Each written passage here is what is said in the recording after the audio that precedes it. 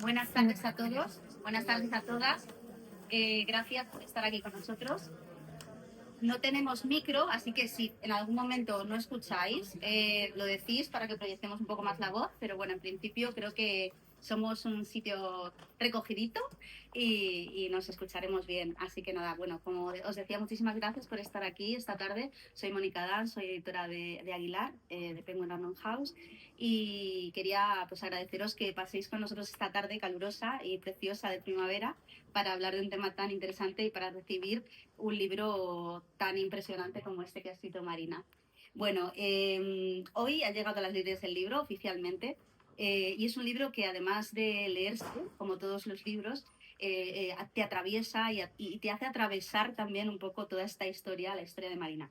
La obra es uno de esos libros que introducen al lector en realidades que a veces no podríamos comprender, no podríamos entender de otro modo, ¿no? Nos ayudan a entender mejor el mundo y a empatizar con personas y con ideas que en algún momento quizá de otra manera no podríamos entender.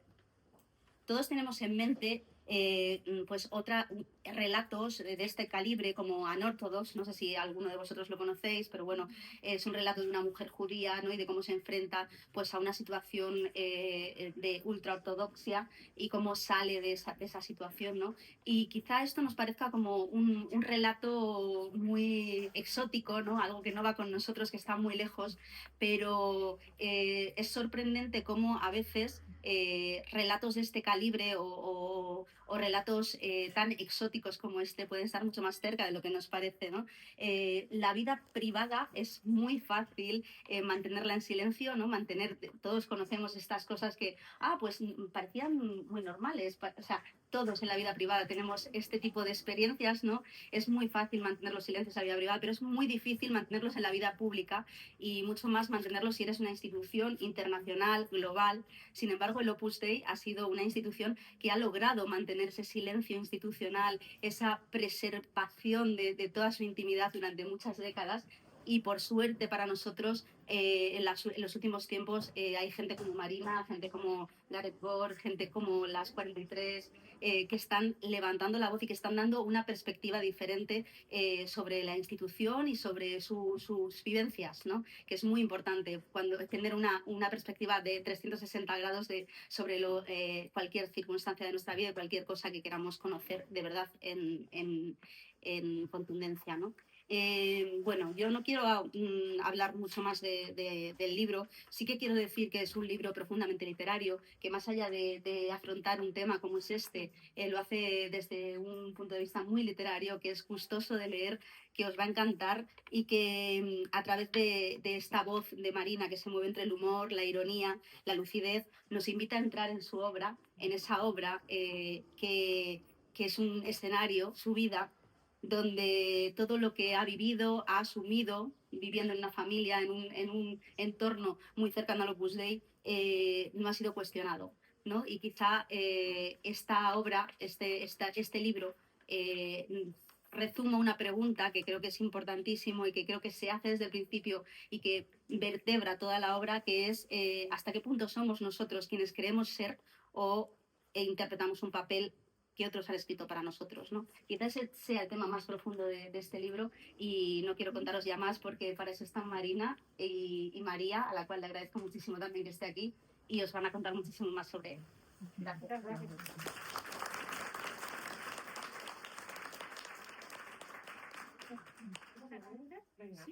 Sí, bueno, muchísimas gracias a todos y a todas por estar aquí.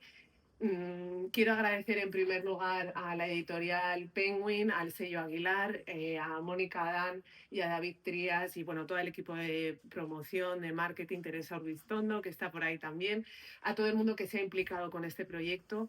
Hay veces que la gente me dice, bueno, eres muy valiente de contar esta historia. Yo creo que ellos han sido muy valientes y han hecho, antes lo comentábamos, un acto de fe también. Es mi primer libro publicado por una editorial. Es un tema complejo de tratar. Yo he intentado hacerlo también desde un lugar muy personal, con un cierto riesgo al utilizar a veces el humor o al tratar de visibilizar cosas que a veces parecen invisibles, ¿no? O intangibles.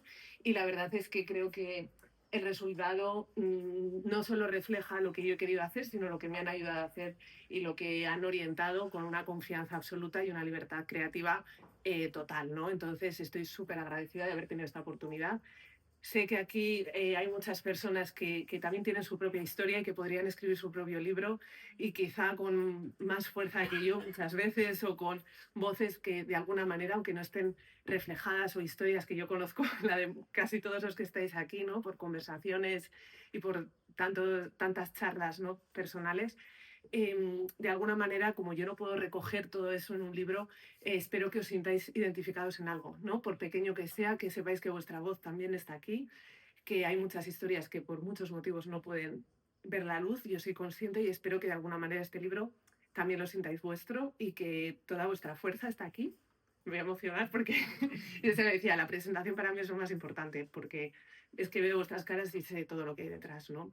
Entonces, que de alguna manera esto nos recoja. Ya hayáis estado en el Opus Dei, ya seáis familiares de personas que están o que han estado, o hayáis estado en otros grupos de la iglesia o de cualquier otro tipo de grupo, de verdad estáis aquí y físicamente y también espero que entre esas líneas os podáis sentir reconocidos y visibilizados. Y para quienes no conocéis nada de este mundo y quizá estéis aquí de casualidad, que me extraña porque no creo que sea, no veo así caras extrañas a mí. Pero bueno, yo espero que también sea un puente, ¿no? Y ahora hay una conversación con María, por eso la quería tener aquí. También te agradezco muchísimo que te hayas lanzado y que también hayas demostrado esa valentía, ¿no? Incluso de decir públicamente, oye, voy a presentar este libro. Creo que cada persona que se pronuncia en público, sobre todo alguien que no ha vivido esa historia en primera persona y que no tiene, yo qué sé, pues quizá esa necesidad personal de implicarse con esto, de verdad que para mí merece todo mi reconocimiento y mi agradecimiento. Además, bueno, ahora lo comentaremos, María ha estado casi en el germen, ¿no? Cuando este libro era una posibilidad, ¿no? O una idea. Y es muy bonito estar ahora en esta conversación y espero que quienes tengáis más pues esa mirada de alguien ajeno a este mundo que llega a esta historia de casualidad prácticamente, pues que también podéis disfrutarlo porque es un libro que tiene humor, que tiene yo creo que una mirada muy inocente, casi como la de una niña, ¿no? Y que no parte de ningún concepto previo, ni religioso, ni de nada, ¿no? O sea, se explica a todo el mundo desde cero y ahora lo conversaremos más y me encantará también que compartas tu visión y luego, pues bueno, espero que quienes estéis aquí queráis hablar o comentar algo o preguntar, pues que esto sea un espacio abierto de charla, de conversación y donde el que quiera pueda también intervenir, ¿no? Que no sea una cosa cerrada ni mucho menos. Así que nada, muchas gracias a todos y Sí, arrancamos. Y vamos Gracias, Marina.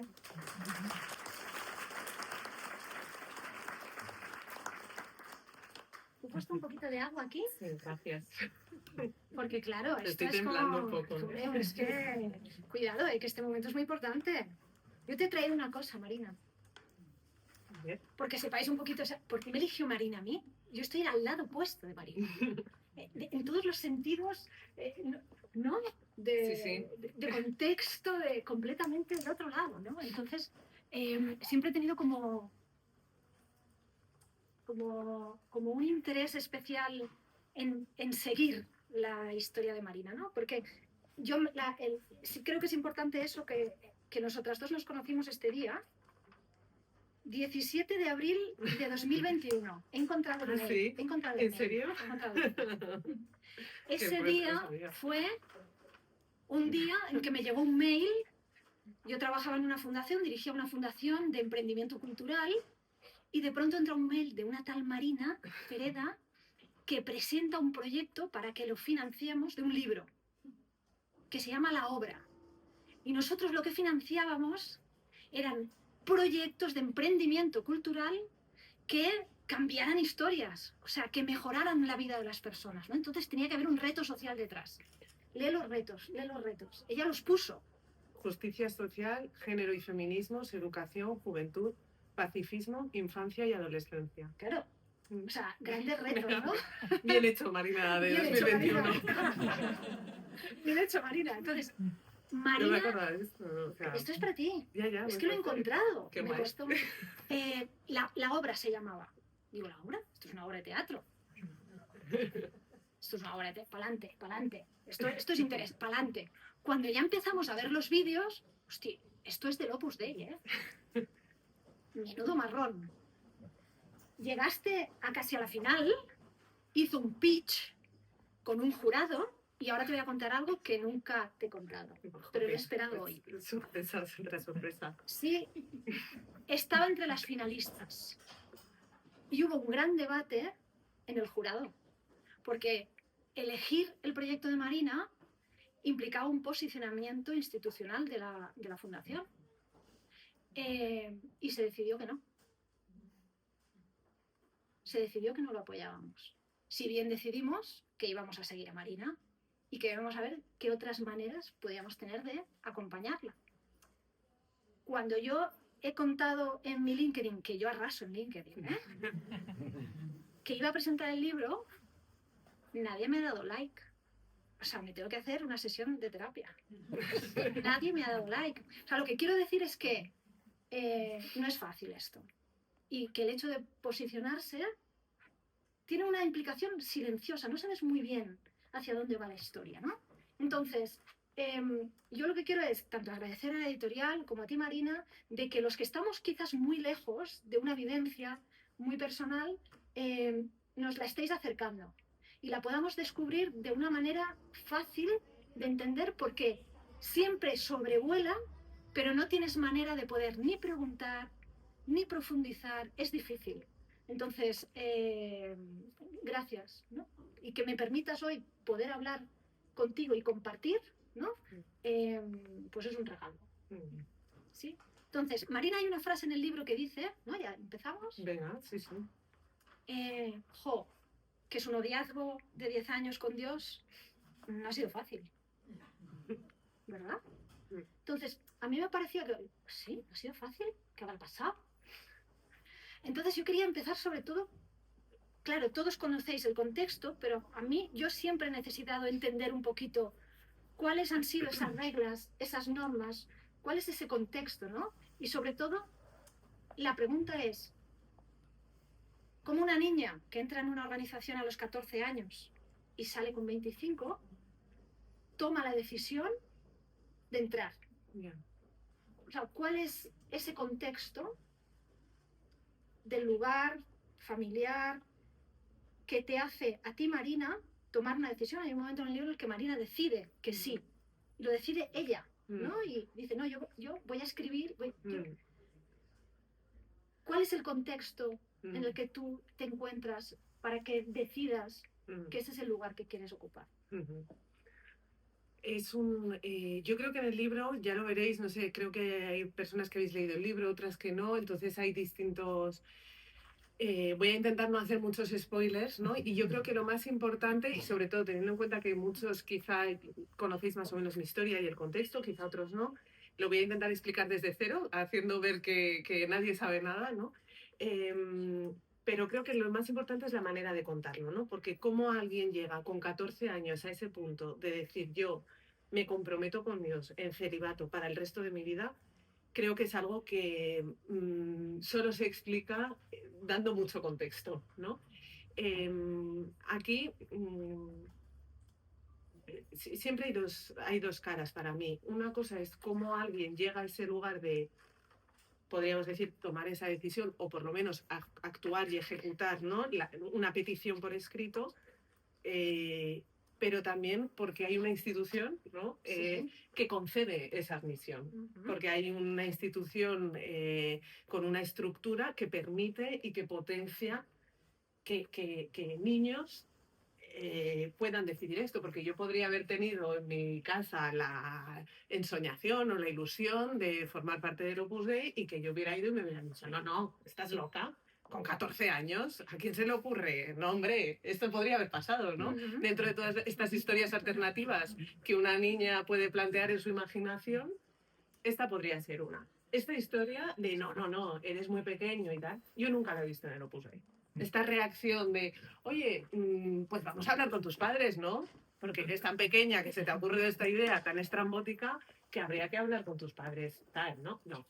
El Opus Dei tiene un sistema de campamentos, de clubes, de charlas, de amigas, de monitoras, y eso es lo que yo hoy intento retratar, porque cuando alguien me pregunta esto, y yo creo que muchos de los que estáis aquí, en otros contextos, en otras situaciones, sentiréis lo mismo, es como, ¿por qué tomo esa decisión? Pues es que se te vienen tantas cosas a la cabeza, tantos sentimientos contradictorios, tantas imágenes, tantas sensaciones, tantas personas, tantas voces, que a veces no sabes si es tuya esa voz o es algo que sigue ahí, y que pueden pasar muchos, muchos años, incluso después de haber salido del Opus Dei, donde esa pregunta de por qué entré o por qué tomas esa decisión, a veces puede dejar a alguien incluso bloqueado, ¿no? Y decir, que yo qué sé, Como que te es haces lo tú que había que hacer. esa pregunta te la Es- sigues haciendo.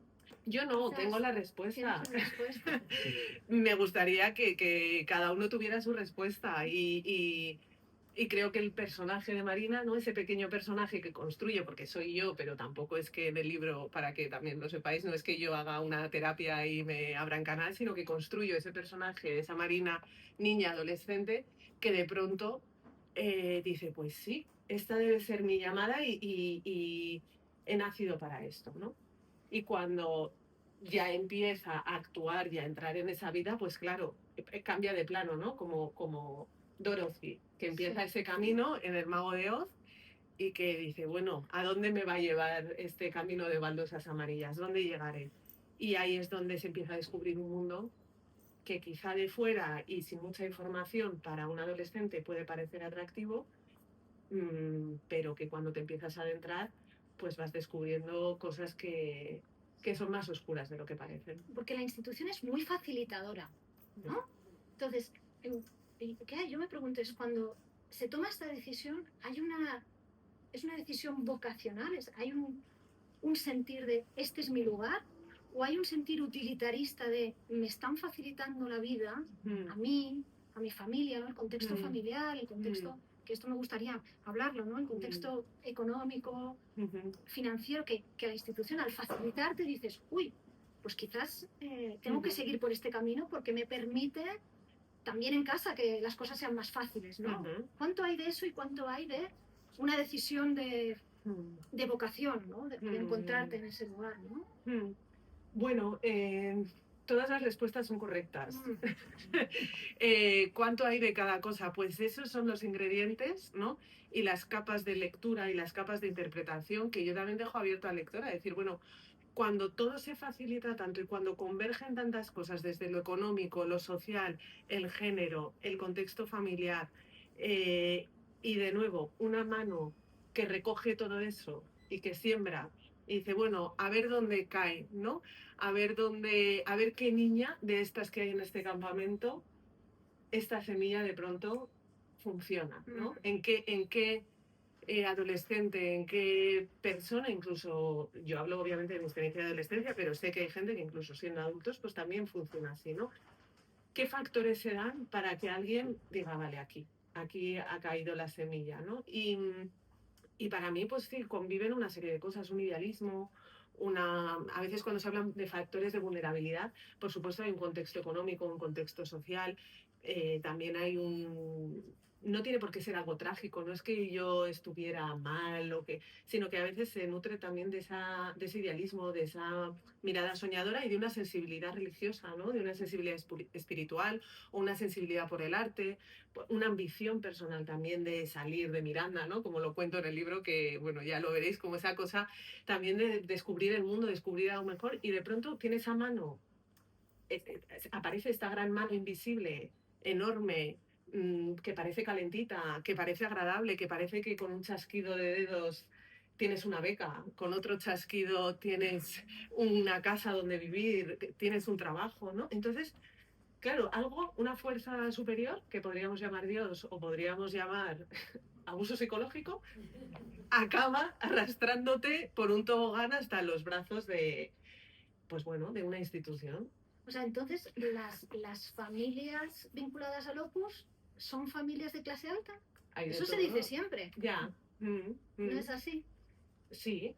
Y también de clase baja y también de clase media, porque en España, dime qué persona no conoce a alguien del Opus Dei. ¿Qué persona no tiene un familiar, un primo, un tío, un amigo, un antiguo compañero de trabajo, en todas las clases. Yo con toda la gente con la que he hablado, que no tiene aparentemente nada que ver con el Opus Dei, porque esto también lo dice mucho, no, yo no tengo nada que ver, aunque mi tío, no, yo del Opus Dei no sé nada, pero un amigo mío que fue a un colegio sí que me dijo que nadie tiene nada que ver con el Opus Dei o a nadie le interesa hablar de eso. Y a todo el mundo le interesa distanciarse y decir, oye, yo de este tema no sé nada, son cosas de los del Opus, que son ricos y cómo se ayudan entre ellos. O sea, que hay un tema de clase también, ¿no? Sí. O sea, el trato que se le da a las personas de clase alta y de clase media-baja es distinto. Sí. Hay un tema hay un tema de clase, hay un tema de raza, hay un tema de género, de nuevo, ¿no? Todas las opciones, todo lo que podamos meter en la coctelera es correcto y está ahí, ¿no? Luego esos ingredientes, depende de cómo los mezcles, te dará un cóctel o te dará otro, pero los ingredientes son esos. El tema de la clase tiene que ver con también qué tipo de miembro puede ser en la organización, tiene que ver con qué se te permite hacer y qué no, qué grado de libertad te puedes comprar, incluso cuando ya estás dentro como adulta. Yo, y esto lo digo y sé que va a parecer contradictorio con lo que cuento en el libro, son matices, ¿no? Pero os invito a que leáis el libro, también saquéis vuestras conclusiones. Pero en ciertas cosas yo a veces pienso, aunque venga de una clase social baja, para que os hagáis una idea, quienes no me conozcáis, pues yo qué sé, por ejemplo, mis padres no han ido a la universidad, no tienen estudios superiores, mi familia vivíamos en una vivienda de protección oficial, o sea, no es que nos sobrara el dinero, somos eran? 9. 9, ¿no? Somos 7 hermanos, ¿no? O sea, venimos de un contexto que podríamos decir, pues una clase media-baja, ¿no? Me parece a mí. Ahora, cada uno puede poner las comillas que quiera, ¿no? Pero luego, por ejemplo, yo tenía ciertos privilegios cuando ya era adulta y estaba en la institución, porque como era agregada, podía más o menos hacer mi vida, pude estudiar una carrera. Entonces, de pronto, también tu propia percepción de clase va cambiando cuando tú estás en el Opus Dei. Entonces hay gente que puede percibir que es de una clase social más alta de la que es, sí. el entorno puede percibir que son de una clase social más alta de la que son en realidad, y hay un cierto estatus y una cierta apariencia y un cierto gusto por la imagen que hace que sobre todo esos miembros que están más en las periferias, supernumerarios, agregados, que se ven más en los medios de comunicación, en los despachos de abogados, en profesiones liberales, de pronto te parezca que es que los miembros del Opus Dei viven muy bien, pero porque la gente no conoce a las numerarias auxiliares. La gente no conoce el Opus Dei en otras realidades de otros países que no son España, en otros contextos sociales, donde hay un clasismo atroz. Entonces, de pronto se produce esa dualidad donde, con razón, hay miembros del Opus Dei actuales, como yo, que podrían decir, oye, que los miembros del Opus Dei no somos ricos, que mira, que somos pobres, que no llegamos a fin de mes, que para tener 7 hijos y mantenerlos hay que trabajar muy duro. Y es verdad. Y es verdad. Y todas esas realidades conviven juntas y conforman lo que es el Opus Dei y lo que yo he tratado de transmitir en el libro. Una mirada compleja, completa o al menos con más matices del relato oficial que tienen los de fuera, digamos, frente a los de dentro, teniendo en cuenta que todos estamos dentro, que todos conocemos algo del Opus Dei, aunque sea un prejuicio. Sí, pero lo conocemos mal. O sea, bueno, por ejemplo, a mí me interesa mucho entender un poquito la jerarquía, ¿no? Vale. Cuando vosotros habláis, creo que me lo he aprendido. Vale. Supernumerarias, numerarias, hay otra. Auxiliares, agregadas. Sí. Ojo, ¿eh? Sí. ¿Puedes ascender? No. No. No puedes ascender. Dios te da una vocación que es inamovible porque es su voluntad desde la eternidad. Como tú intentes cambiar la voluntad de Dios. O sea, ¿Dios decide dónde vas a estar de la jerarquía? Dios te ha puesto en ese lugar en el mundo y ha creado todo, ha creado ese escenario, ha creado un guión, ha creado una tarima, ha creado un decorado, ha puesto personas en tu entorno para que tú interpretes ese papel. Durante el resto de tu vida. ¿Nos puedes contar como muy brevemente qué es ser una super... Claro, yo quiero ser supernumeraria. Es que es arriba de todo, ¿no? Eso tiene que ser, ¿no? ¿Qué tiene una supernumeraria que no tiene una agregada? Hijos. Hijos, muchos. Muchos hijos. Tiene muchos hijos, tiene un marido y y normalmente entras siendo mayor de edad, Ajá. no menor. Ujú. Porque si eres menor y ya muestras una inclinación espiritual o una posibilidad de entrar en el Opus Dei, pues mejor que seas célibe. Porque las supernumerarias, aunque te parezca algo, Ah, en el claro, fondo claro, son claro. menos generosas. Son un poco egoístas porque solo quieren tener hijos y un marido. Y eso es de ser una mujer, bueno, no tan entregada y no tan comprometida. Realmente lo chulo. ¿A ti te parece que ser supernumeraria es chulo? Hombre, no sé, pues es como que... No, realmente lo chulo De estas es... hay top, stop. Hay pocas. ¿Tú qué La verdad prefieres esta me está estar dando... con un humano que Sí. ronca, que huele mal Sí. y que encima igual, oye, tú tienes 15 años, igual no sabes si te gustan los chicos o las chicas, ¿eh? Claro. Ojo, Sí. este tema no lo vamos a hablar directamente, pero bueno, ¿tú qué preferirías? ¿Estar con un tío que ronca, que huele mal o con Dios? Que tú cierras los ojos y dices, bueno, ya está, voy, tiro para adelante. No tengo que aguantar a nadie, no tengo conflictos, no tengo discusiones. Totalmente. ¿No? Y además Dios te quiere como eres, ¿no? O sea, claro, tú entras ya en un nivel de conversación que no sé cómo explicarte el dilema de una niña de 13 años entrando al ocurre. O sea, y esto te lo estoy poniendo de manera muy irónica y muy transparente, y si el lenguaje que utilizan fuera el lenguaje honesto, ¿no? Ahí es donde está la ironía, en que todos sabemos que este no es el lenguaje que se utiliza. Y perdóname, tus padres, que sois 7 hermanos, tus padres son supernumerarios. Sí. Tus padres son supernumerarios. Y tú eres agregada. Sí, fui. Fuiste agregada y ser agregada significaba ser célibe, Sí. la oración Sí. y las mortificaciones. Sí. ¿Y vivir, con mis padres o no tenías que estar dentro de un centro, Mm. ¿no? Con otras hermanas mías. ¿Y qué le devolvías a la institución? O sea, ¿qué te da la institución y qué le devuelves tú? En este... ¿El qué no te oí? El sueldo. El sueldo, claro, sí, va por ahí, pero bueno, en este contexto, por un lado le das tu vida. Esta es porque más allá de lo material y de lo tangible, aquí hay una cosa emocional y que yo creo que en el libro es lo que he tratado de describir, que es la identidad, la construcción y destrucción de una identidad y la lucha porque una identidad sobreviva. Y muchos de los que estamos aquí, nuestra identidad ha sobrevivido. Y esto es lo que hay que recordar todo el rato, que somos supervivientes. Entonces, ¿qué le das a la institución? Tu vida. Le das tu corazón, le das tus energías, le das tus esfuerzos, recursos que no se pueden medir con dinero. Por eso el abuso psicológico es tan profundo y es tan doloroso. Le das tus sueños, le das tu corazón y toda tu generosidad y todo lo que hay dentro de ti porque has entrado ahí con tu mejor intención. Eso es muy difícil de reparar, porque el dinero a veces puedes hacer cuentas y hacer un Excel y decir, le di 8.000 euros a la institución. Pero hay cosas que no se pagan con dinero.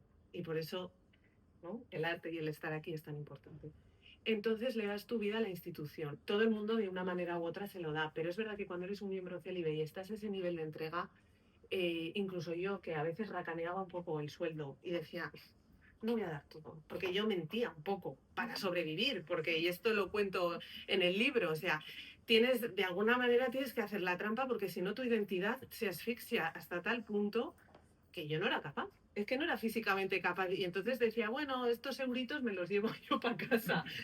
Y con la culpa, con todo. Por eso te digo que toda esa cosa emocional se la estás dando constantemente a la institución. Pero bueno, es verdad que das tu sueldo, das tu tiempo, das tus energías pues en organizar planes para niñas, en seguir alimentando esta estructura y en dar una buena imagen. ¿Sabes? Que yo cuando me rapé el pelo, que esto también lo cuento, cuando estaba en la carrera y me rapé esta parte de la cabeza, pues porque bueno, me gusta hacerme cosas en el pelo. Claro, yo también había una parte de mí que incluso en ese momento pensaba, estoy dando una imagen del Opus Dei, que yo no lo hacía por eso, yo lo hacía porque soy marina y me gusta raparme el pelo. Pero sí que había una cierta conciencia en mí de, ¡buah! Estoy dando una imagen súper rompedora y súper guay del Opus Dei. Y quizá eso hizo que Maitane, que está aquí, o otra persona dijera, jo, pues esta tía para ser del Opus qué maja es, ¿no? Y qué guay, y cómo le queda el rapado, y qué tía con un buen rollo que flipas, ¿no? Y quiero ser su amiga. Y yo no lo hacía para captar a Maitane o a nadie, pero de alguna manera tú estás constantemente, todo lo que haces cuando eres miembro del Opus Dei es redunda en beneficio del Opus Dei, ya sea dinero, ya sea imagen pública, ya sea contactos, ya sea que eres una persona extrovertida, que eres sociable, todo eso redunda. Una vez, una numeraria, esto no está en el libro, ventajas de quienes venís a la presentación, me dijo, mira Marina, tú, me vino a decir, eres un desastre, tía. O sea, llegas tarde a todo, las normas se te dan fatal, nunca haces todos los checks de todo lo que tienes, las notificaciones, un día la haces, otro día no. Pero lo que tienes muy bueno es que eres muy apostólica. Es que conectas mucho con la gente, no sé qué y tal. Y entonces, yo ahí, de verdad, que fue uno de estos momentos que se te quedan grabados, que luego, con el paso de los años, lo recuerdas, porque dije, tío, o sea, aquí está midiendo. ¿Qué traes? A ver, si no haces normas, si no traes pasta porque eres una muerta de hambre que estudia comunicación audiovisual y luego se ha metido a estudiar literatura, o sea, vas directa al paro. Luego vienes de una clase social que, hija, tus padres ni testamento, ni herencia, ni nada. Tal. Bueno, pues por lo menos traes gente. Y yo decía, sí, voy a traer gente. Un poco Hakuna. Me voy de viernes. No, es un poco Hakuna, es un poco... Tú lo has dicho. Arrastras. Yo no lo he dicho. Arrastras. Claro. Es como... o sea... Es que la vocación, ¿cómo la traes? ¿No? Claro, bueno, pero a veces inconscientemente quiere decir, yo no me rapé el pelo diciendo, voy a hacer una estrategia de captación. O sea, no, era como, tío, yo intento ser yo y como estoy tan fusionada con esta identidad, entiendo que todo lo que yo hago y todo lo que vivo es Opus Dei. Y por eso luego te encuentras en redes sociales gente que dice, bueno, soy madre y tengo hijos, no hace falta dinero para tener hijos, Claro. porque Dios provee y no sé qué. Entonces, todo lo que tú haces redunda en la institución. Y cuanto más en la cara externa, y hablo desde mi perspectiva de agregada, porque Sí. yo viví con numerarias auxiliares 2 años y he trabajado mucho con numerarias auxiliares, claro, en esa cara externa, cuanto más guay seas, más diferente en ciertos puntos o más atractiva para ciertos sectores, obviamente, sea tu personalidad, luego puede haber aquí algún antiguo compañero de clase que dijera, mira, Marina, de atractiva nada, eres una pesada del Opus, aunque tú no lo vieras así, claro, ¿no? Entonces, claro, eso también existe.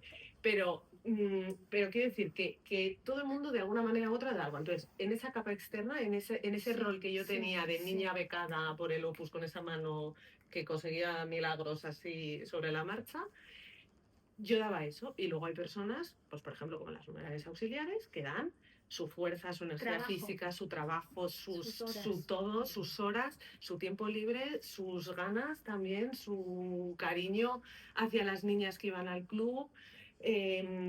Y todos sus cuidados, ¿no? Porque tienen el rol de cuidadoras. Yo no tenía ese rol en la institución. Yo tenía otro que me venía impuesto y que va en ese pack, ¿no?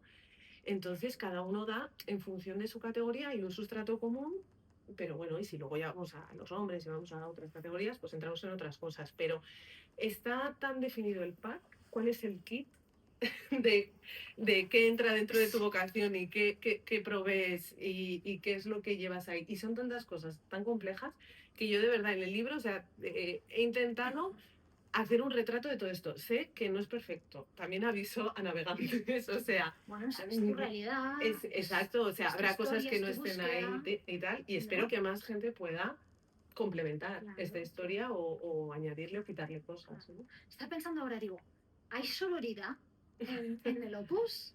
O sea, entre vosotras, ¿habéis podido tener conversaciones de supernumerarias con numerarias auxiliares, donde seáis capaces de contar realmente las dudas? ¿Dices durante el Opus Dei? Sí, Mientras, imposible. Imposible. Pero está ahí, pero compartís vida. Bueno, compartes espacio. ¿Qué es vida? ¿Qué es vida? Ya, ¿qué es vida? Vida es esto, vida es autenticidad, es apertura, es estoy de acuerdo con esto, yo no estoy de acuerdo con esto, este me cae bien, este me cae mal, me gusta ir a la playa, a mí me gusta la montaña y a mí la tortilla de patata con cebolla y a mí sin cebolla. Eso es vida. Cuando tú llegas a un lugar donde hay esto de comer, hay esto de cenar, dame tu dinero, tal. Hay muchas cosas que ya por la propia conducta no se comparten. Hay un aislamiento que se da por las rutinas, por esa niña o esa adolescente o incluso esa adulta joven que ella se relaciona con Dios, con el ángel de la guarda, que su intimidad la cuenta el sacerdote, la escribe en una libretita con letra muy pequeña, donde apunta propósitos, objetivos. Entonces, la vida no es solo el estar, ¿no? Y esto creo que cualquier persona puede empatizar, la vida no es estar solo al lado de una persona, ya sea en un matrimonio, en un compañeros de piso. ¿Qué es compartir vida? Es algo mucho más complejo. Cuando se te prohíben las amistades particulares, que esto también hay un capítulo que lo cuento y además Sí, es el ejemplo un... de Pilar, ¿no? Sí, Pilar, ¿No? ese Como que personaje... cuentas, ¿no? Cuando se va Sí. Pilar es como... Aquí no se pregunta por qué se ha ido Pilar, ¿no? Una compañera Sí. bueno, una agregada con la que yo coincido todos los veranos, porque como las agregadas no vivimos en el mismo centro, en el piso, sino en pisos independientes y nos vemos solo una vez al año todas para los cursos anuales y tal. Claro, yo cada año espero verla, porque es la que mejor me cae, aunque tenga que disimular, porque todo el rato disimulaba todo, claro. Entonces, yo todos los años espero verla, pero hay un año que no viene. Y hay un dolor ahí, ¿no? La gente piensa, bueno, si está en el Opus, si está en cualquier grupo, en cualquier cosa, todo está plano, ¿no? No hay sentimientos, no hay subidones, bajones, no hay matices, no. Pasan muchas cosas por dentro, igual que, yo que sé, como alguien que lleve mucho tiempo en un lugar, ¿no? Y que pensamos que es monolítico, no es así. Hay cosas que pasan por dentro y que no puedes compartir. Yo no podía decir, jo, echo de menos a Pilar. No podía escribir a Pilar y decir, oye, tía, ¿por qué no has venido? Te echo de menos. Como ahora puedo hacer, sí, como con unas amigas y una no viene, oye, ¿qué pasa? ¿No has podido venir al final? ¿O qué ha pasado? Esta naturalidad Sí. de las cosas pequeñas, cotidianas, de qué te apetece de cenar, qué te gusta, qué no te gusta, eso no existe. ¿Quién eres en realidad? ¿Qué te hace sufrir? ¿Qué te hace reír? Eso se pierde, ¿no? Entonces, sí que es verdad que después del Opus, y aquí podemos hablar desde ese después, por suerte, hay cosas que a algunas personas les ayuda a recuperar, el hablar, ¿no? Entre ellos, y hay otras personas que no, pero la vida es otra cosa muy diferente después del Opus Dei, ¿no? Y quien ha estado siempre, digamos, fuera de este grupo, de cualquier otro grupo, entiende la vida y tiene ciertos conceptos que no aplican del todo a cuando estás dentro. Igualmente, eso no implica que no haya relaciones personales y vínculos personales, porque yo al final, jolín, a Pilar la quería un montón y había algunas que me caían mejor, otras peor, puedes tener una directora. Aprendes mucho a leer y esto, aunque suene un poco fuerte, pero es así. Yo también cuando estaba escribiendo este libro, aunque no, os prometo que no es lo que se traslada luego al papel, me estaba leyendo también el libro de Primo Levi. Sí, no, pero es verdad, de los campos de concentración, Sí, ¿no? es que... Y ostras, es que hay muchas de esas sutilezas de saber quién es el guardia bueno, quién es el guardia malo, quién es el que empiezas a leer de una manera desde cómo anda, desde cómo se expresa, desde cómo mueve el rabillo del ojo. O sea, todas esas cosas que no puedes llevar ante un juez y decirle, mire, me estaba coaccionando porque aquel día me miró mal cuando yo dije, ¿sabes? Es que no lo puedo denunciar. Entonces necesito contarlo literariamente y necesito expresarlo así, porque eso es lo que hemos vivido. Hemos estado en un contexto donde hemos aprendido a leer sin hablar, a comunicarnos sin expresar y a performar. Sí, sí. A performar, estar bien, actuar, ser normal. Me acuerdo, perdona, pero esa que decías lo de Hakuna, Sí. esto es una anécdota real. Una persona cercana a mí que conozco, que nunca está en contextos del Opus Dei ni nada, de pronto fue a una cosa y se encontró con unos de Hakuna y tal y decía, pero vente un día, tal, que somos normales, como argumento de venta, ¿no? O sea, y esto es una cosa que me hace mucha gracia porque se sigue diciendo, no, no, que los del Opus son muy normales. Es como, sí, sí, gran, ¿sabes? O sea, value proposition, o sea, ser normal como pin, como estrella. Es como, no, no, si lo que pasa, si tienes que decir que eres normal, igual, Será por algo, ¿no? plantéatelo. Qué barbaridad, ¿no? ¿No? O sea, a mí me parece durísima esa parte. Tenemos 5 minutos. 5 minutos solamente. Pero así luego podéis hablar, Y así pensad que es hablamos, mejor. sí. Déjame que te haga una última Venga. pregunta. Es verdad que Ángel de Amor, que siempre hay muchos, bueno, hay literatura, ¿no? Que habla de que las personalidades débiles Ujú, tienen más tendencia ujú, a caer en instituciones, ¿no? ujú. ¿no? En Perversas. perversas, ¿no? A mí el libro es una rebeldía permanente de Marina. Es una búsqueda permanente. Es como cómo Marina está, o sea, ha podido creer, entender, sentir que este era su lugar. Cuando Marina ha estado en búsqueda, ¿no? El día que Marina se va y la numeraria le hace 3000 preguntas, ¿no? Marina sí se atreve a decirle, no me preguntaste tanto el día que entré. Y hoy sí, Porque ¿no? había ido a terapia ya, ¿eh? Bueno. Bonus de la psicóloga. Sí, fenómeno. La psicóloga te ayudó. Sí. Pero es una personalidad muy fuerte, muy creativa, muy de búsqueda, ¿no? Es como que hay relación entre las personalidades débiles, ¿no? O sea, esto a mí me Mentira parece que... absoluta. ¿no? Eso es un cliché. Y de verdad que no por muy yo muy rebelde y que lo sé y que lo he escrito desde ahí me gusta y ya ves, me encanta, ¿sabes? Como un poco el... Sí. Pero de verdad, o sea, yo también me ha ayudado mucho a escribir este libro, tomar perspectiva incluso de mi propia historia y de mi propia personalidad y escuchar otras historias. O sea, creo que cuando envié este email, muchas veces lo he pensado mientras escribía el libro, dije, menos mal que no escribí este libro en 2021. Porque todo lo que sé ahora, toda la gente que he conocido, todos los que estáis aquí o la gran mayoría, habéis venido después de 2021. Todo lo que ha pasado con las numerarias auxiliares de Argentina, todo lo que ha pasado con las numerarias auxiliares que han hablado en el Financial Times por primera vez, toda la voz, para mí, la fuerza que tienen personas como las numerarias auxiliares, o ex numerarias auxiliares, que se las han tildado a veces y se las ve con esa condescendencia y con ese clasismo y con ese racismo como de sumisas, de inferiores, de tal. Para mí la fuerza de esas mujeres, te lo digo de verdad, y que no es una pose, ¿sabes? Que yo he convivido con ellas y que para mí también hay algo de responsabilidad, de haber estado en esta institución y haber visto esa realidad con toda mi rebeldía y con todo mi pelo rapado y con toda mi... El no haber visto esa fuerza y no haber dicho, ostras, aquí estaba... No, aquí estaba eso que yo no supe ver que refleja exactamente lo que se lo puse. Aquí está y yo lo pasé por alto, ¿no?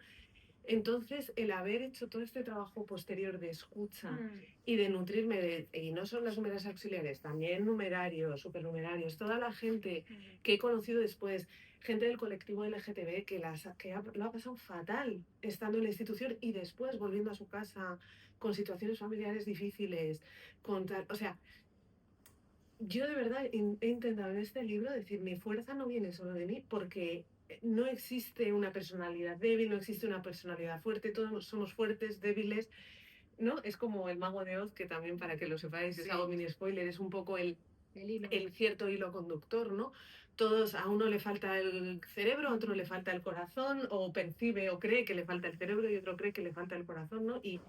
Y al final descubres que no, que todo eso está ahí, que la personalidad está ahí, que se va construyendo conforme uno hace una vida y conforme lo que los demás te van poniendo. Entonces, no hay personas débiles, hay personas a las que debilitan para poder aprovecharse de ellas, ¿no? Y hay personas a las que les van quitando la voz, les van quitando la fuerza lo realmente sorprendente es que aun con todo eso, todos hayan, o sea, o los que estamos aquí, muchas personas hayan conseguido salir adelante. Entonces, yo con eso es con lo que me quedo, con todas esas personalidades reales, auténticas, que han salido de ahí y que me parece que han sacado las fuerzas de algún lugar. No sé, cada uno desde un lugar diferente, ¿no? Pero que es algo que dices, bueno, estaba en su personalidad de origen. La realidad, o sea, quiero decir, si hablamos de que yo nunca me expresaré así, pero en el hipotético caso de que hablemos de personalidades débiles, ¿cuándo se transforman esas en personalidades fuertes? ¿El día que salen? No, se tienen que haber hecho fuertes en el camino para poder salir. Entonces, eso de la personalidad débil o fuerte, sumisa o no sumisa, no existe. Existen instituciones y personas y gente que se aprovecha de otros. Existen estafadores, no hay una personalidad de ser estafado, no hay una personalidad de ser robado, ¿no? O de ser maltratado. Eso no existe. Y también, y si quieres con esto vamos cerrando, pero por eso he intentado escribir este libro desde un lugar donde no hay una narrativa de la víctima, perfecta o de la Cero, además. víctima ideal o de la víctima y además como mujer, ¿no? Como No. que siempre se tiende a colocar en ese lugar de, pues debe ser sumisa, debe ser débil, debe ser dependiente. No, no, perdona. Que las primeras que han hablado sobre el Opus Dei han sido mujeres. Absolutamente. Y a Justina López de los Mozos, aprovecho para mencionarla aunque no esté, Opus Libros, todas las mujeres que estáis aquí, que habéis contribuido a Opus Libros y que con vuestra voz habéis hecho posible que se visibilice todo esto y que ahora salga este libro, las numerarias auxiliares de Argentina, y hombres también, por supuesto, pero quiero decir que hay algo que como la institución es tan machista, hay una dificultad extra a la hora de hablar públicamente de esto, incluso en cómo la sociedad percibe el relato. Entonces, ver a una mujer sufriendo es una imagen que todos podemos empatizar. Claro. Ver a una mujer riéndose de todo Kiski es una imagen que igual dices, ostras, o ver a una mujer fuerte o ver a una mujer valiente, de pronto es más sorprendente, es más extraño, ¿no? Bueno, las mujeres no lloran, las mujeres facturan. Bueno, sí. Luego las mujeres escuchan, me gusta ¿Te más, gusta y más, las no? Que mujeres facturar, apoyan. ¿no? Que Sí, facturar. facturar. Te has puesto mal, ¿eh? En fin. Pero bueno, Sí. muchas gracias, No, María, a por ti, tus a ti, preguntas a ti. y ahora espero que Pues se abra os el debate y parece, la conversación.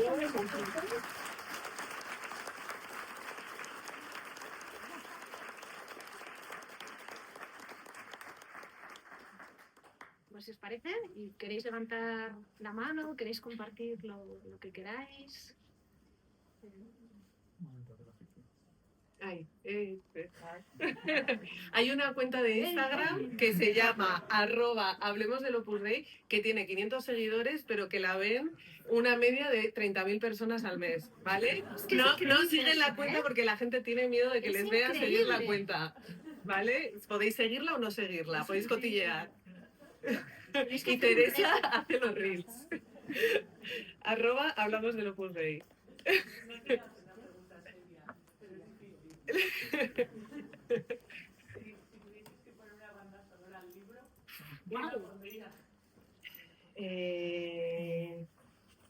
Le pondría la banda sonora de Euforia, de la serie de Euforia, de adolescentes, con familias, con conflictos, con maltrato.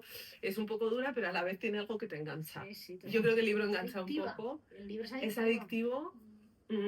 Creo que tiene un punto como juvenil. Yo aquí hablando como una señora, ¿no? Somos normales, somos jóvenes. Enganchará con este público joven que nos acompaña hoy de 21 años.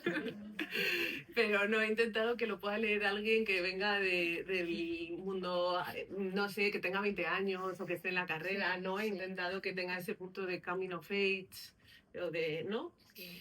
Y sí, creo que podría ser esa mezcla entre drama, cosa que te engancha y también humor o ironía o una cierta cosa oscura también. Y sí, como la portada, ¿no? Le pega. Bueno, que le pega. la portada, por cierto. ¿Cómo es la portada?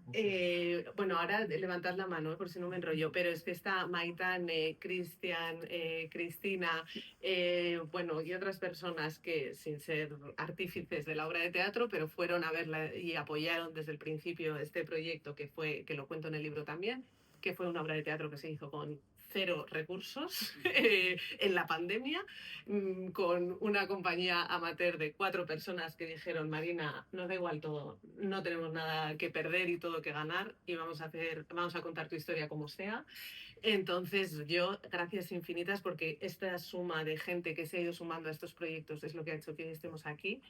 En esa obra de teatro tuvieron una idea maravillosa, la escenografía era increíble, la dirección fue espectacular, el guión fue espectacular, la actuación fue espectacular y pusieron una cruz de neón rosa, fucsia, encima de un sagrario. Entonces decidimos que era la imagen del cartel de la obra de teatro y que ha llegado hoy aquí en forma de portada, reinterpretada y adaptada por la editorial. Pero bueno, que desde el minuto 1 que lo estábamos comentando con Mónica, la editora y tal, decíamos, joder, es que tiene una fuerza brutal. Sí. Y bueno, aunque sea algo simbólico, a mí me parece que es muy bonito que esté. Y que también puede ser una cruz, pero puede ser caminos, ¿no? Puede ser esas encrucijadas donde te encuentras a alguien o donde te separas de alguien o de algo y que cada uno puede interpretar como quiera y bueno, muchos me habéis dicho que os ha gustado o que por lo menos os ha sorprendido, pues que sepáis que la idea viene de ahí, de esa obra de teatro, y que aquí espero también hacerles ese pequeño homenaje. Hombre, para ir en el metro, Claro. tú vas en el metro con esto así, y es como... No digo nada.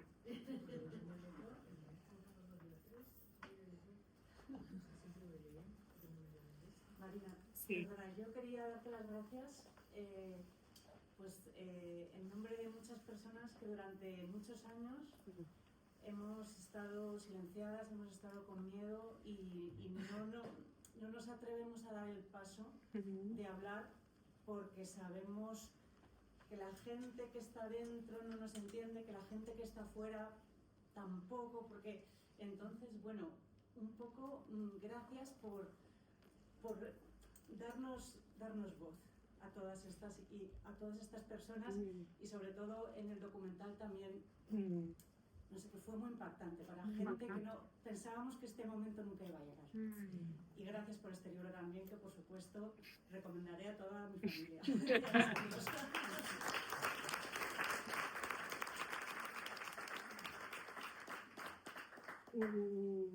Mira, María, bueno, perdón, te llamo por tu nombre porque ya te conozco, pero ya has hablado, ¿no? Hay veces que decimos no puedo hablar, ¿no? Y de hecho es tan fácil como abrir la boca y hablar, y ya lo has hecho, y aquí delante de este pequeño público, ¿no? Y ya estás dando tu voz y dando pues de manera de agradecimiento, pero también estás visibilizando ese dolor callado, ¿no? Que está ahí, con el que se convive. O sea, que gracias a ti. Gracias, de verdad, a las 13 protagonistas del documental. Lo hicimos entre todas. Sin nosotras no hubiera habido documental, sin cada una de la suma de esas voces. A Mónica Tarribas, aunque no esté aquí. Pero de verdad que se ha creado algo muy bonito también, y mucha fuerza compartida, y esa cosa de mujeres, ¿no? Que decía, de apoyo. Se ha creado de verdad. Después del documental me escribió muchísima gente, a todas nosotras, algunas están por aquí, les podéis dar las gracias a ellas en persona directamente, de verdad, porque se lo merecen. Al final yo también, en cierta manera, y lo digo de verdad, no es por rebajarme ni nada, o sea, a mí me gusta la comunicación, yo estudio comunicación, me gusta escribir, tengo este recurso, tengo esta herramienta. Para mí hablar, escribir en cierta manera es natural y me ayuda. No a todo el mundo quizá le ayuda, o no es conveniente que todo el mundo hable en todo momento, y cada uno tiene sus recursos y su contexto. Y estoy muy agradecida también a mi familia, porque aun con todas nuestras diferencias y nuestras situaciones, puedo estar aquí. O sea, que es un privilegio también el poder estar, ¿no? Y hay gente que ni siquiera tiene ese privilegio, porque la voz también se cuesta, ¿no? Se paga cara en la sociedad, y no todo el mundo puede permitírsela. Entonces, yo no espero, y os lo digo de corazón, no espero ser la voz de nadie, espero que cada persona tenga su voz, su historia, y que cuando leáis el libro también podáis decir, pues esto que cuenta Marina, yo no estoy de acuerdo, esta opinión que hace, o este chiste no me hace gracia. Pues que esa es la libertad. O sea, no es tener ahora una persona que represente una voz que tal, es que cada uno tenga la suya, ¿no? Y yo creo que eso es lo más bonito y lo que nadie nos va a poder quitar nunca. Y por mucho que haya miedo, o haya vergüenza, o haya sensaciones extrañas, ¿no? Cuando uno deja el Opus Dei, o cuando salen estos temas, o incluso en la familia, hay una libertad que nadie nos puede quitar, y eso ya lo hemos demostrado cuando nos hemos ido de ahí y hemos rehecho nuestra vida. Y no hay nada más que demostrar, y no hay nada más que decir muchas veces, ¿no? Ayuda a hablar, ayuda a entender, pero como supervivientes, eso es todo lo que tenemos que hacer, estar y vivir y hacer la vida como nos dé la gana. O sea, es que no hay más. No hay más. Y no le debemos nada a nadie, ni ninguna explicación a nadie. Que no entienda, que se informe, que para eso están documentales, para eso están los libros, para eso está Opus Libros, y que la gente busque, y que nos sintamos con el derecho a hablar cuando queramos y a callar cuando queramos, y que nadie controle eso, ¿no? No sé, ya está. Y poder vivir la espiritualidad ya como queráis, Bueno, ¿no? eso por descontado. Porque ese es otro temazo, ¿eh? Sí. Es como... Sí, por supuesto. Sí, Marina, yo quería preguntarte, acciones como esta, como el documental, yo creo que ayudan a visibilizar la realidad. ¿Tú crees que, o estás viendo cambios, a dónde va, qué va a pasar ahora? ¿Hay un cambio de En el rumbo? Opus Dei ¿Se dices... está mejorando la situación de cara a visibilizar esta? No. Creo creo que está mejorando la conciencia de muchos exmiembros que, a pesar de haber salido hace años, seguían con un discurso interior de miedo, de culpa y de yo decidí entrar, yo decidí salir, yo me fui porque estaba mal, yo me fui porque no era mi vocación, pero todo lo que hace la institución es maravilloso y perfecto. Creo que muchas familiares de personas del Opus Dei están cambiando su discurso, se preocupan más. Muchos padres de hijos que los llevan a los colegios están algo más atentos. Creo que está cambiando la percepción del Opus Dei, que es lo que ellos nunca quieren que cambie. El Opus Dei no ha cambiado absolutamente ninguna de las normas. Lo único que hace es emitir comunicados, que yo creo que escriben con inteligencia artificial, porque son todos una copia detrás de otro, tienen un prompt en ChatGPT que es denuncias de exmiembros, denuncias de medios de comunicación, y de eso tiran. Donde repiten una y otra vez que sí, sienten mucho las experiencias de exmiembros, pero que ellos van a seguir haciendo lo mismo y que encontrarán nuevas formas de hacerlo. Esto cito más o menos textualmente la carta de Ocariz del mes pasado, ¿no? Ya que la juventud quizá no entiende tanto el celibato, habrá que buscar nuevas vías, es decir, supernumerarios o similares, que donde tenga cabida. Entonces, el Opus Dei, y lo está demostrado si echáis un vistazo a Opus Libros, si echáis un vistazo a los libros de María del Carmen Tapia, Angustias Moreno, Ramón Rosal. O sea, el Opus Dei no cambia, se transforma. O sea no se metamorfosea, va con el torrente de la sociedad, ¿no? Como decía Escrivá. Este es el espíritu. El espíritu del Opus Dei es adaptarse a los tiempos y adaptarse a las denuncias. Entonces, ahora cuando salen denuncias, lo que dicen es, oye, aquí hay un email de oficina de escucha y de oficina de reparación, cuéntanos qué te pasa para ver cómo podemos cambiar la narrativa, para ver si estás en un punto en el que quizá has sido numerario y ahora puedes ser supernumerario, si quizá puedes ser simpatizante y no escuchar tanto las críticas, si eres una exnumeraria auxiliar que se fue sin un duro, con la espalda machacada, con problemas de salud, a ver si te damos 2.000 euritos o 5.000 euritos y no denuncias públicamente y te quedas tranquila y en silencio. Esto es lo que cambia en el Opus Dei, las técnicas, y aprende sobre la marcha y se adapta a cómo va la sociedad y adapta su discurso al feminismo. Y ahora las numerarias escriben libros sobre cuidados y empoderamiento femenino, y numerarias que, recordemos, no tampoco limpian. O sea, quiero decir, y hablan de cuidados, y de mujer, y de trabajo doméstico, y de conciliación de vida personal y laboral, porque son empresarias del IES, ¿no? Entonces, quiero decir, hay una retórica tan perversa detrás de todo esto que yo, de verdad, si alguien consigue un documento donde diga, mira, el Opus Dei ha prohibido la entrada a menores de edad, el Opus Dei ha hecho que ahora los hombres se hagan la cena, Ocariz se ha frito un huevo el 7 de octubre de 2026. Yo, de verdad, que es que me voy a casa tranquila y duermo y me voy de fiesta con mis amigos y dejo de hacer estas cosas, ¿sabes? Pero yo, hasta que no vea, como a ellos les gustan tanto los papeles y las cartas, y pido la admisión de numeraria y luego me la cambian agregada y luego y firmo un testamento para tal, pues el día que yo vea el mismo papel que yo firmé, firmado por Ocariz y sus seguidores, diciendo efectivamente prohibido entrar al Opus Dei hasta que tengas 18 años, yo ese día digo, pues apaga y vámonos, y tú y yo estamos por ahí de copas, no aquí. No ha pasado eso todavía. Marina, que yo decía que cuando decías lo de que no cambia, pues de trabajo, que yo recuerdo cuando a este famoso abogado de aquí de Madrid, que presenta las denuncias todas para vamos, contra los de los que tienen algo con los me dijo que las numerarias auxiliares teníamos lo comido por lo servido. Claro. Sabíamos que por eso. Que no hay que reclamar nada, que tengan casa y comida. Claro. Y que tienes que estar agradecida porque si no estarías en la calle, porque sin ellos no eres nadie. Ya. Ese es el discurso. Y ese es el discurso que sigue a día de hoy. El discurso es hace 2 años, lo que lo estoy diciendo es hace 2 años, no hace más. Muy bien. Igual sentado en una mesa impresionante, una mesa de caoba y todo pues, que si queríamos café, si queríamos que nos atendiera alguien, y dice eso. Las numerarias auxiliares es que estáis con el comido por eso. Claro. Nos debemos nada, ¿no? Porque estamos haciendo una labor social. Sí, eso en el apartheid se llamaba esclavitud. ¿Qué tal, Marina? Buenas tardes. Soy ex empleada del IES. No tengo nada que ver con el Opus Dei. Nada que ver, pero estás en el IES. Mi madre no lo era. Tengo una pregunta. Soy creyente, soy mexicana, entonces me he curtido con la Virgen de Guadalupe. Soy muy devota de Santa Rita. preguntar, tuve muchas conversaciones en su documental, que sepan que fueron las mis mejores semanas porque se creó una controversia en el IS. Ya. Brutal. Wow. O sea, logré que mi compañera que se sentaba al lado de mí me contara lo de él, porque le decía, yo también un poco liosa, le decía, dame un silicio para dejar de comer. Chocolate, que no puedo parar. Me contó que ella lo usaba. Ella te lo Y contó, los muy bien. profesores. Sí. Son numerarios. Sí. Todos los numerarios lo usan y las numerarias, a no ser que mientan y digan que lo usan y no lo usan, pero deberían usarlo. Yo Sí, ¿no? realmente mi Confesión. pregunta es, o sea, quiero creer, porque hay mucha gente aquí, como tu camino en la fe, Ya. porque a mí me pasaba, o sea, yo dudaba, en plan de, pues es que a lo mejor, o sea, pues igual de verdad no hay nada. Ya. O sea, entras como en conflicto contigo misma de decir, o sea, Angustia. this is what I wanted, ¿no? O sea, como que, o sea, si baja Jesús y ve esto, o sea, va a decir, ¿qué hacen?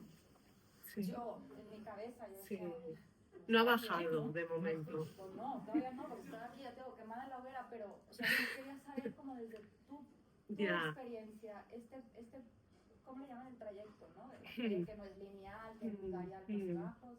O sea, ¿cuál fue el tuyo? O sea, ¿rezas todavía? ¿Sigues creyendo en Dios? Bueno, yo siempre digo que para mí salir del Opus Dei fue el mayor acto de fe que hice en mi vida. Porque a mí me habían dicho que Dios era una cosa, yo tenía una vida programada según un plan en el que yo estaba respondiendo a Dios y tuve que creer y yo cuestioné mi pertenencia al Opus Dei desde una visión católica en ese momento. Y de hecho está también en el libro, no os voy a hacer mucho spoiler, pero hay un momento donde abro el Evangelio al azar, leo algo y digo, y ahí es donde yo veo, como lo llamarían los psicólogos especializados, lo llamaría el primer clic fuerte para mí, donde yo digo, aquí algo no me cuadra, porque esto no es católico. Ese es mi primer momento donde cuestiono mi pertenencia desde la propia fe. Y donde yo ya decido salir es porque de verdad hago un auténtico acto de fe. Y digo, mira, Dios, me pongo así en el sagrario con la cruz de neón y digo... si yo salgo de aquí estoy en tus manos totalmente, porque yo esto es lo que me he creído desde pequeña, y lo de que me ha dado sentido a toda mi vida. Entonces, y mucha gente se ve en esta situación. O me suicido, o me salgo, y en algo tengo que confiar. En algo tengo que confiar porque si no, todo lo que he hecho con mi vida, y yo solo he estado 10 años, hasta los 25, tú imagínate que he estado hasta los 40, hasta los 55, hasta los 60 como personas que yo he conocido. Tú imagínate la carga emocional, la hipoteca, por eso cuando dices, ¿qué entregas a lo que soy? Todo. Tu esperanza, todo. Entonces, psicológicamente, llevar a una persona a que la fe cubra todos los aspectos de su vida, para mí eso es un abuso y no tiene otro nombre. Y no es que tenga que actuar Dios, es que tiene que actuar la justicia y tiene que actuar la sociedad. Y por eso para mí lo importante es hablar pues, con personas como María y con otra gente y hablar con la sociedad externa. Porque, como decía antes, los que están dentro sobreviven, no pueden hacer todo el trabajo. Entonces, la fe está muy bien y ayuda a muchas personas. Y yo respeto absolutamente cualquier fe y sobre todo creo que para muchas personas es un asidero. Para mí lo fue, sobre todo al salir del Opus Dei. También lo explico un poco en el libro, también de manera un poco irónica. Pero es verdad que llegó un momento donde yo sentía que tenía otros recursos que eran más sanos para mí. La práctica religiosa llegó un momento que yo no podía entrar en una iglesia, no podía arriesgarme a que un sacerdote en una homilía empezara a decir cosas que para mí iban a ser revictimizantes y entonces me tuve que alejar por supervivencia también, lo cual me parece una limitación de la libertad religiosa de las personas y de la libertad espiritual y cuando ellos defienden la libertad. Yo tengo la libertad de seguir con mi fe y seguir mi vocación. Bueno, pues a mí se me ha coartado esa libertad y se me ha condicionado desde pequeña y se me ha adoctrinado porque ya te crean una visión en la que todo lo que se salga de la normativa del Opus Dei no es fe y es posibilidad de pecado y escrúpulos, todo eso que ya conocemos, ¿no? Entonces hay un condicionamiento de la libertad de las personas y de la fe de las personas. Al margen de eso, pues yo a día de hoy no practico, no considero que tenga menos fe que otras personas que dicen rezar mucho, sobre todo personas del Opus Dei.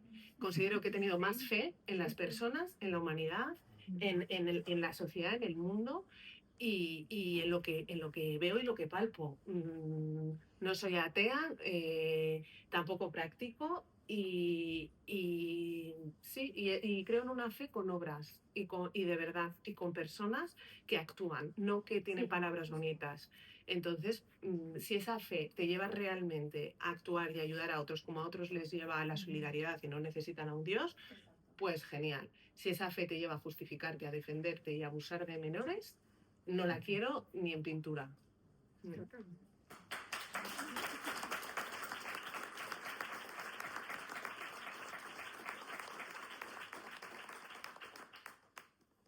Ya hay que contar. Yo tengo Una pregunta. Ya, pero como ahora vamos a hacer las firmas, si queréis ahí en el 1 a 1 y tal, para que, sobre todo para que los de la librería que están aquí currando puedan hacer su horario y todas esas cosas. Y nada, ya hacemos firma de libros, nos damos abrazos, hablamos, os presento a unos y a otros. ¿Qué más? Gracias, Nada, María. mil gracias a ti.